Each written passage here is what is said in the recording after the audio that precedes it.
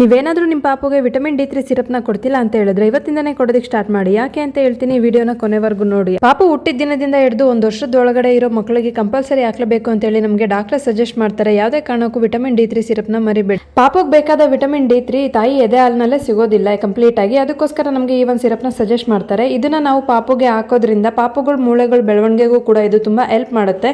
ಅದಲ್ಲದೆ ಪಾಪು ಬಾಡಿಯಲ್ಲಿ ಕ್ಯಾಲ್ಸಿಯಂ ಮತ್ತೆ ಫಾಸ್ಫರಸ್ನು ಕೂಡ ಇದು ಚೆನ್ನಾಗಿ ಅಬ್ಸರ್ವ್ ಮಾಡ್ಕೊಳ್ಳುತ್ತೆ. ಮೂಳೆಗಳ ಡೆವಲಪ್ಮೆಂಟ್ ಸ್ಟ್ರಾಂಗ್ ಮಾಡೋದಲ್ದೇನೆ ಇದು ಪಾಪುಗ್ ಬಾಡಿಲಿ ಬೇಕಾದ ಒಂದು ರೋಗ ನಿರೋಧಕ ಶಕ್ತಿನೂ ಕೂಡ ಹೆಚ್ಚಿಗೆ ಮಾಡುತ್ತೆ. ಕ್ಯಾಲ್ಸಿಯಂ ಕೊರತೆಯಿಂದ ಬರೋ ಒಂದು ರಿಕೆಟ್ಸ್ ಅನ್ನೋ ಡಿಸೀಸ್ ನ ಕೂಡ ಇದು ಮೇನ್ ಆಗಿ ತಡೆಗಟ್ಟುತ್ತೆ. ಡಾಕ್ಟರ್ ಸಜೆಸ್ಟ್ ಮಾಡೋದು ನಮ್ಗೆ ಎಲ್ರಿಗೂ ಕೂಡ ಮೇನ್ ಆಗಿ ಅವರು 400 IU ಇರೋದನ್ನ ಯೂಸ್ ಮಾಡಕ್ ಹೇಳ್ತಾರೆ. ಇನ್ ಕೆಲವೊಬ್ರು 800 IU ಕೂಡ ಯೂಸ್ ಮಾಡ್ತಾರೆ. 400 IU ಯೂಸ್ ಮಾಡೋದು 1 ml ವರೆಗೂ ಹಾಕ್ಬಹುದು. ಹಾಗೆ 800 IU ನ ಯೂಸ್ ಮಾಡೋರು ಬಂದು 0.5 ml ವರೆಗೂ ಹಾಕ್ಬಹುದು.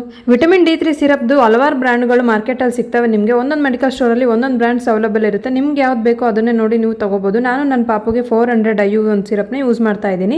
ಬೆಸ್ಟ್ ಟೈಮ್ ಯಾವ್ದಪ್ಪ ಅಂತ ಹೇಳಿದ್ರೆ ಆಫ್ಟರ್ ಫೀಡಿಂಗ್ ನೀವು ಈ ಸಿರಪ್ನ ಯೂಸ್ ಮಾಡೋದು ಒಳ್ಳೇದು. ಗೊತ್ತಾಯ್ತಲ್ವಾ ಎಲ್ರಿಗೂ ಇದರಿಂದ ಏನೆಲ್ಲ ಯೂಸಸ್ ಇದೆ ಅಂತ ಹೇಳಿ. ಯಾರು ಕೂಡ ಮಿಸ್ ಮಾಡಕ್ ಹೋಗ್ಬೇಡಿ. ಯಾರ ಫ್ಯಾಮಿಲಿಲೆಲ್ಲ ಪಾಪು ಇದೆ ಹಾಗೆ ಯಾರೆಲ್ಲ ನ್ಯೂ ಮಾಮ್ಸ್ ಇದ್ದೀರಾ ಪ್ರತಿಯೊಬ್ಬರಿಗೂ ಕೂಡ ಇವನ್ ಶೇರ್ ಮಾಡಿ ವಿಡಿಯೋನ.